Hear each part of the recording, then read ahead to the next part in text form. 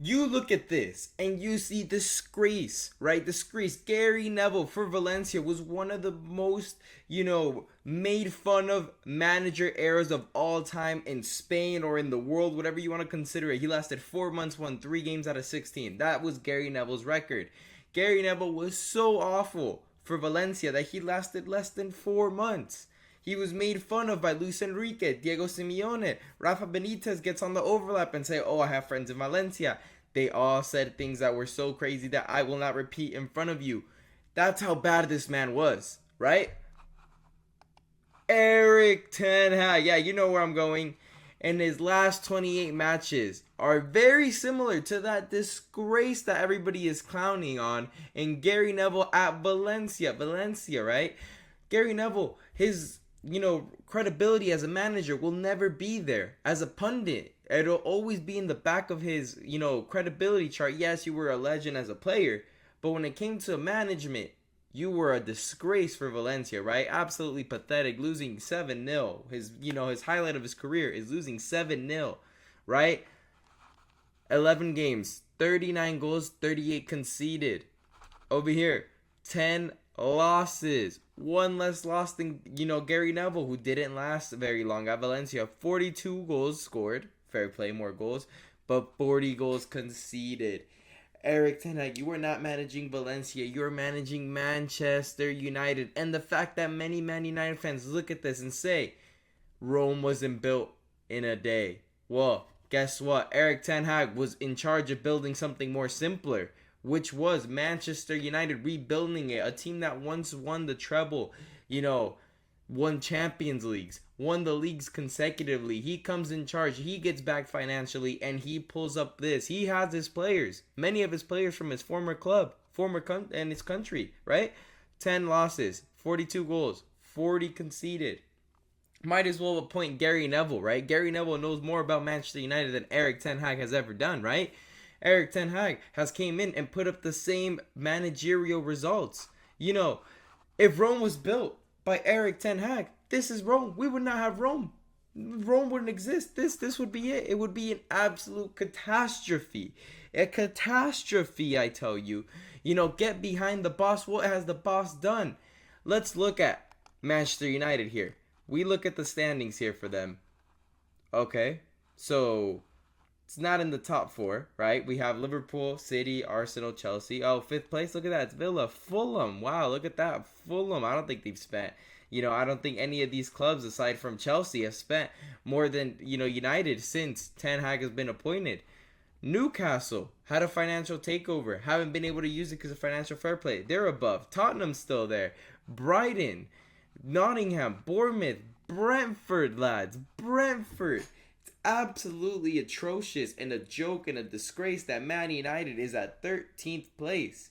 And it's not going to get any better because when we go to the matches here, tomorrow, while this is being recorded, they play Porto. And I'm going to tell you this right now. I believe Porto will get some sort of result here. Because Man United is going to Portugal, right? They couldn't handle Twente at home. So now they have to travel to Portugal, play in a very rough place. Last season, Arsenal didn't draw, lost 1-0 to Porto. You're telling me Man United is going to go in there. I understand there's been lots of changes. The team's a bit weaker, but still, Man United will not get a win there. I'm sorry, but you have the likes of Bruno Fernandes not outperforming Van der Beek. Van der Beek was thrown to the curb by Man United for Bruno Fernandes, and he's gone to Girona, and he's scoring in Champions League nights while Bruno Fernandes is getting sent off and has yet to score a goal for Man United in the Premier League. Absolute shambolic for him. He's looking pretty rough.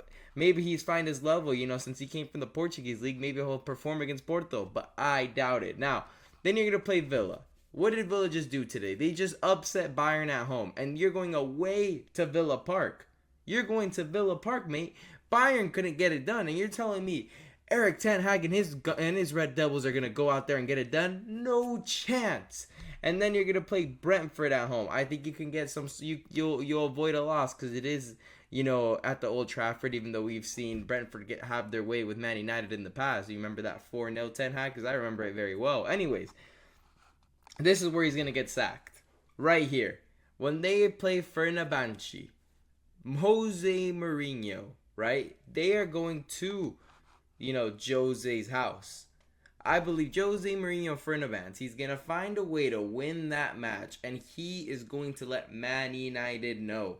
And that's when Ineos and Man United fans and the Sky Sports media, that is when it will all fall on Man United and Erik Ten Hag, which will force them to sack him. That's why they are looking at alternatives. We've seen in Isagi get a call. I could see them go for Ruud van Nistelrooy for the rest of the season, and then the next season they end up getting their guy, because they've lost many managerial options because they have been getting selected by other clubs. Arne Slot, he's got Liverpool at top of the league, and that was a guy that United could have gone for. Unai Emery was another guy that United could have gone for. Pochettino for the US, another guy. So you lose all these options because you weren't willing to part ways with a banter manager. And now, when it comes to Jose Mourinho, we know that Jose is the number one enemy for England, right? He's made that league. He's came in. He's conquered it with multiple clubs.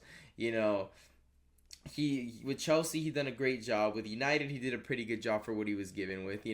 Tottenham, people like to erase that out of their memories, but he's done great at England. He's won tons of titles there.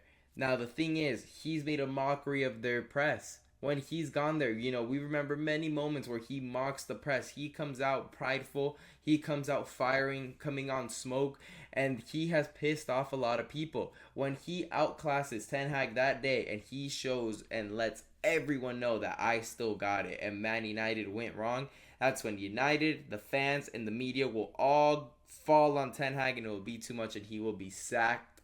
And that's when Ruud van Nistelrooy will take over. But that's going to happen, most definitely. But anyways, leave a comment down below how you think it's going to pan out for Ten Hag. Do you think he will be at the job by December? I believe October 26th, he will not be the manager of Man United. He will not be there for Halloween. Tell you what, Ten Hag will be in the Netherlands, in his home country, spending Halloweens, confirmed. But anyways, make sure to leave a like and subscribe for more videos, and thank you guys for watching.